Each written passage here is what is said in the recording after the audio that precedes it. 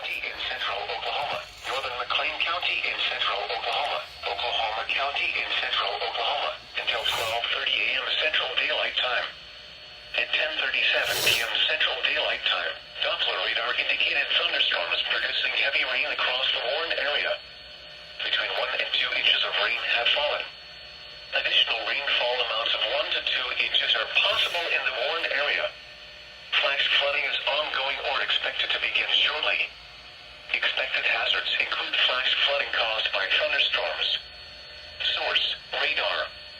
The following impacts are expected: flash flooding of small creeks and streams, urban areas, highways, streets, and underpasses, as well as other poor drainage and low-lying areas. Some locations that will experience flash flooding include Oklahoma City, Western Norman, Edmond, Moore, Midwest City, Pell City,